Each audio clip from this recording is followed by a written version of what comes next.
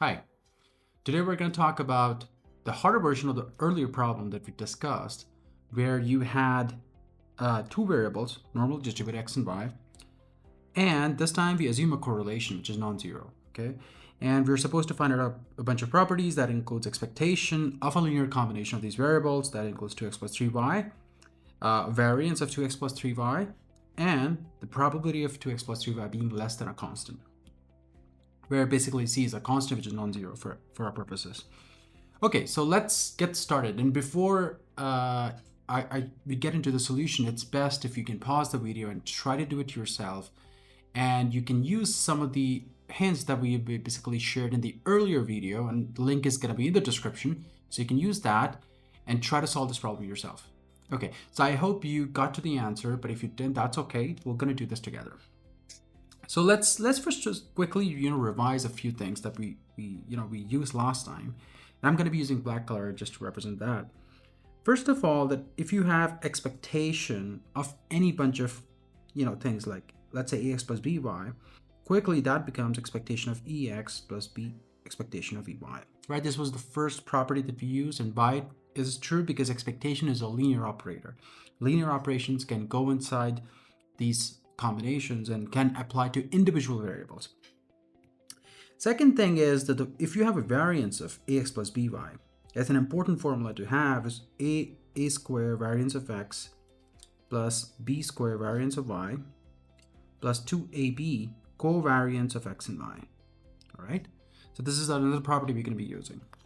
The third property, again, we quickly discussed this last time, is that covariance of x and y is equal to correlation of x and y times sigma x times sigma y, where sigma x is standard deviation of x. Okay, and by definition, standard deviation is square root of variance of x. Okay, so we can use this information.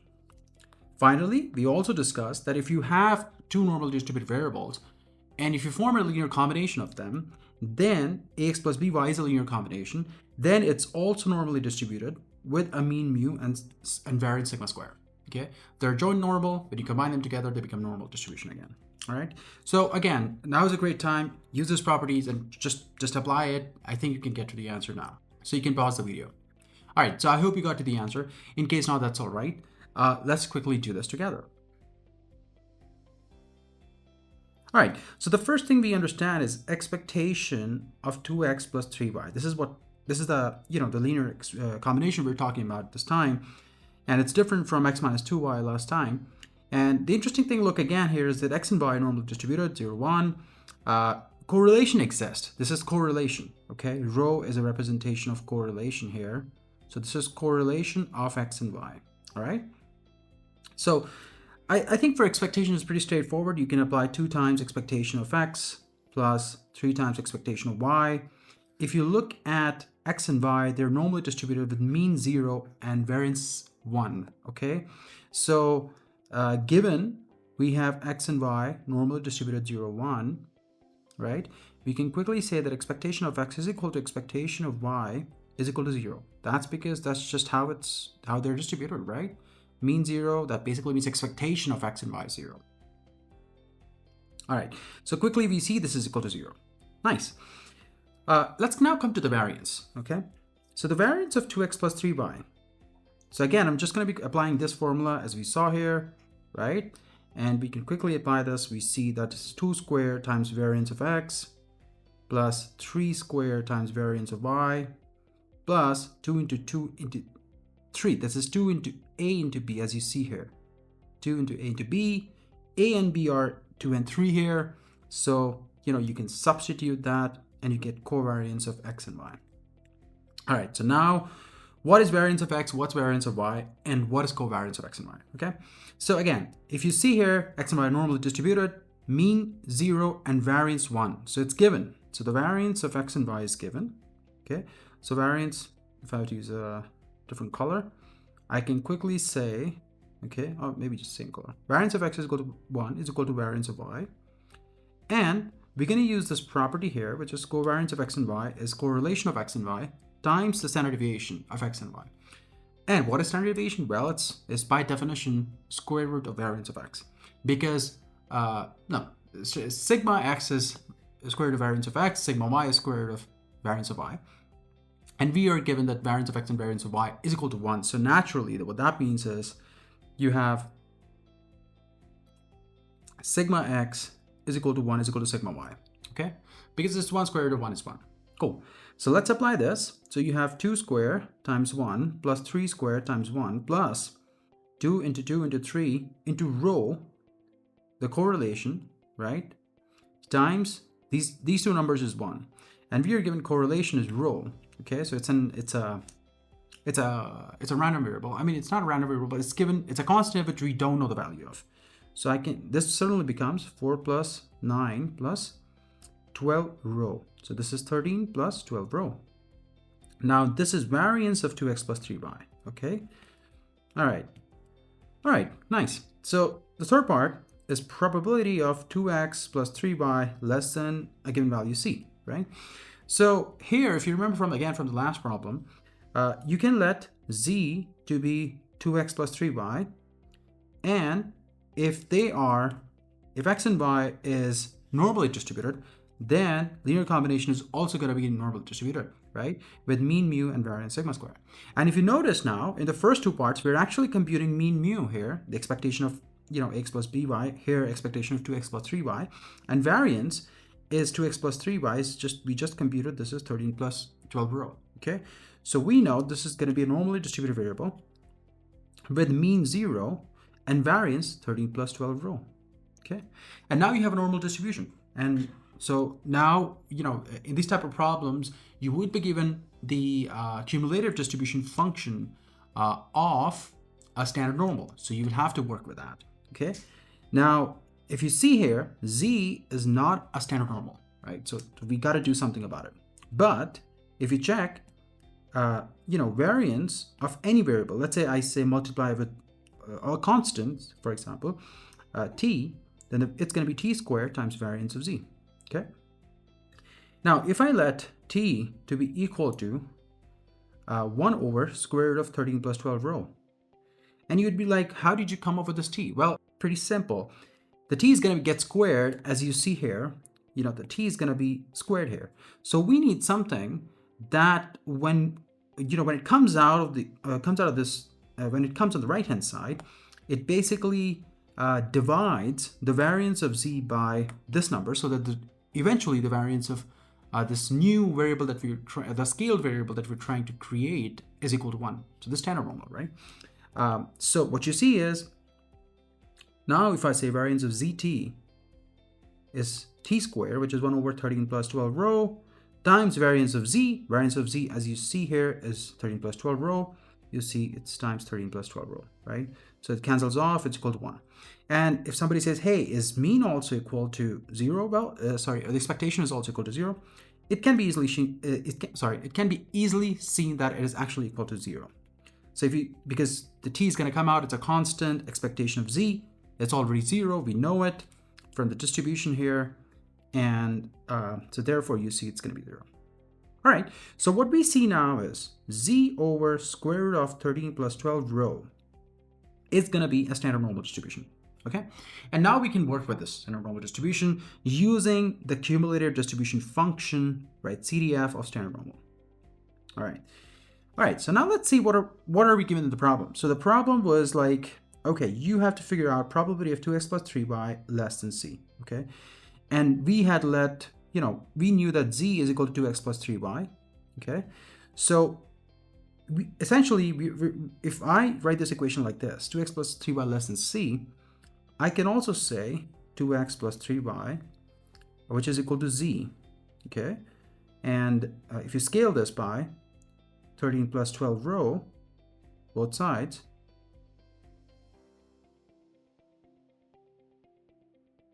this has to be less than square root of 13 plus 12 rho.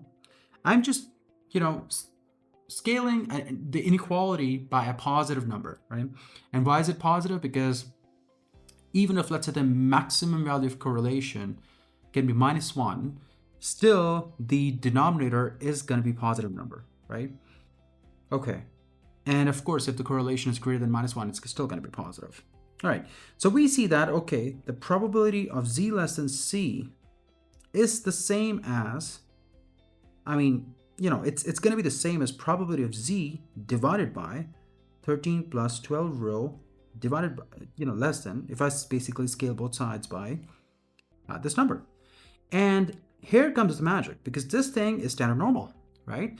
So now, if you look at the CDF definition again, CDF basically says it's phi of, let's say, a number t is probability that x has to be less than or equal to t, where x is the standard normal, right? This x is a different x. I mean, it's basically standard normal. It's a, you know, it's a standard normal standalone number. And what it tells you is that if, let's say, you know, this distribution like this, here's 0, then it's basically telling you, if let's say t is this number here, it says what's the probability that x can take on values which is less than or equal to t within its domain, okay? And here the domain is minus infinity to plus infinity. So this number, you know, is computed using this CDF, cumulative distribution function.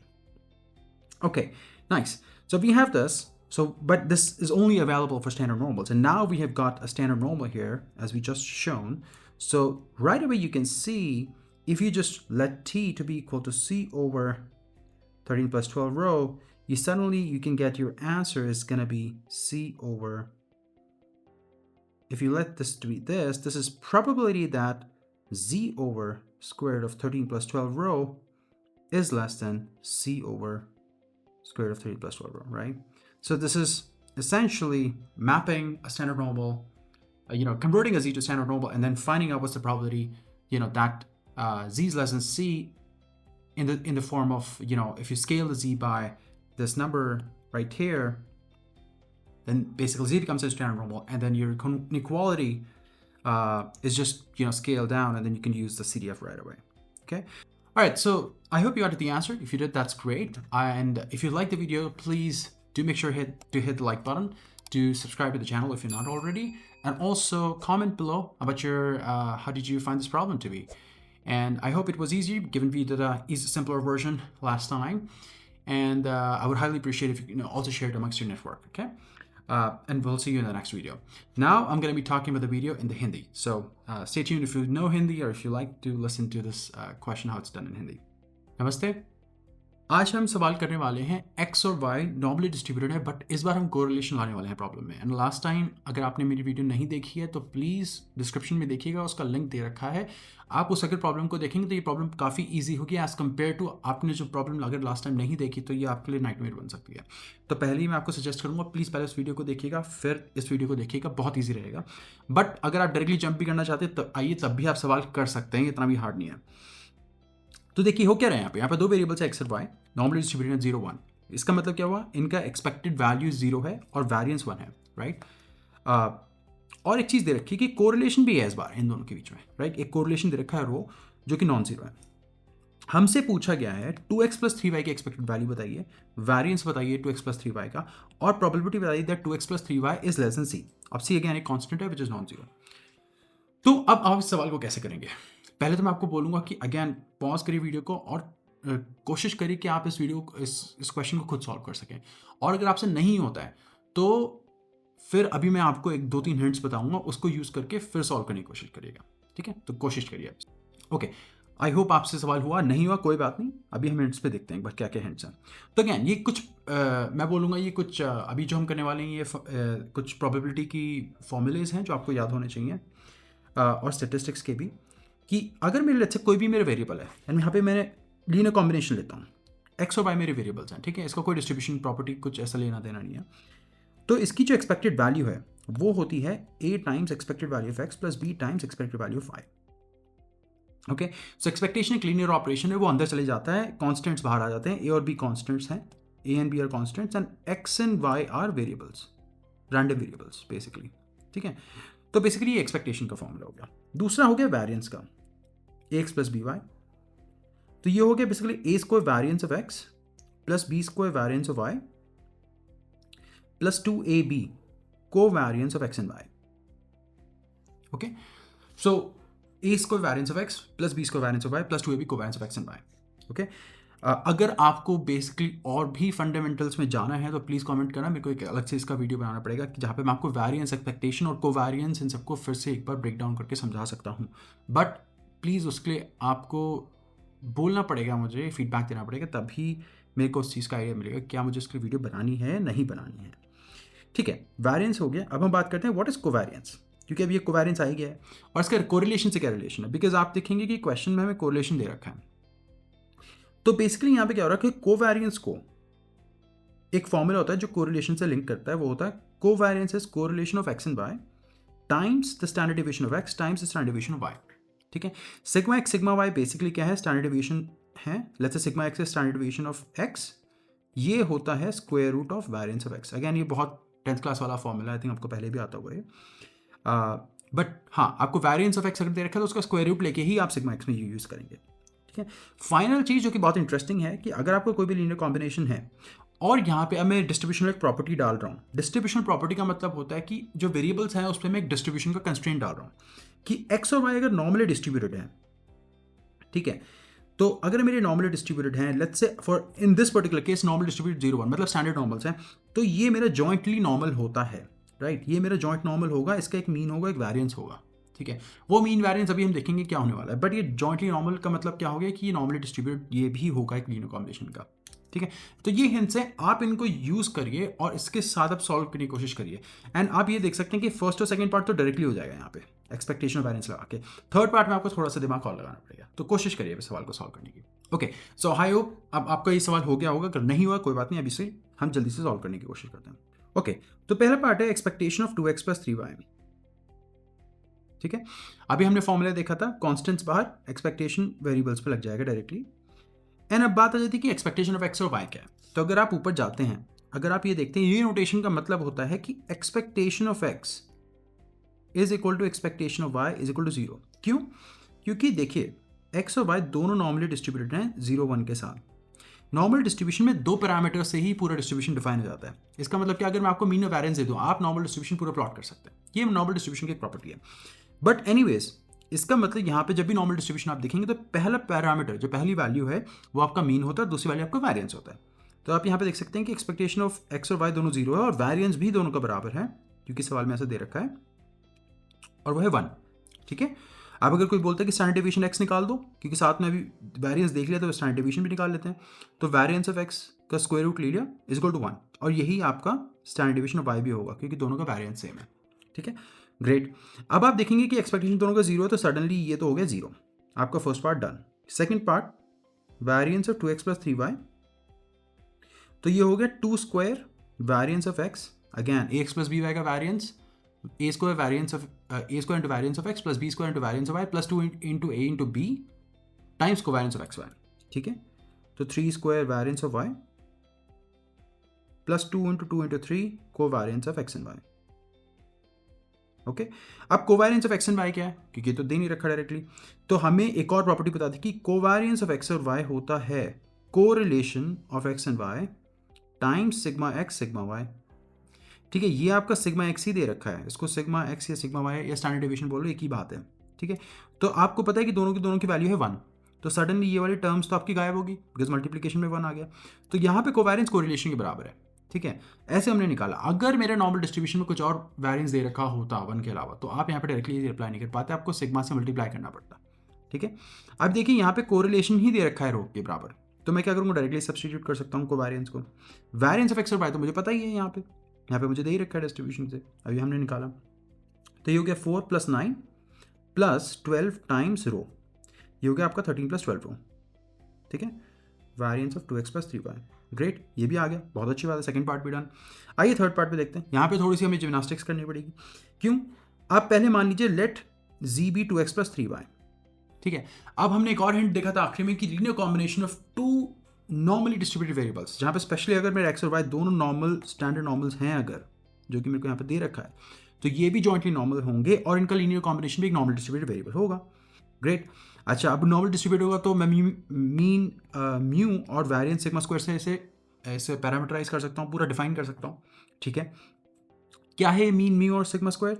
देखिए, mu जो mean है वो होता है expectation of जी, मतलब इसकी expectation value, expectation मतलब average value क्या होगी।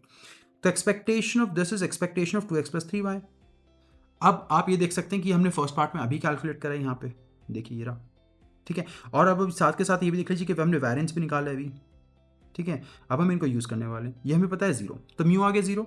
अब सिग्मा स्क्वायर देखेंगे, वो हो गया variance of z which is variance of 2x plus 3y। ये भी आपने अभी निकाला 13 प्लस 12 रो, ग्रेट।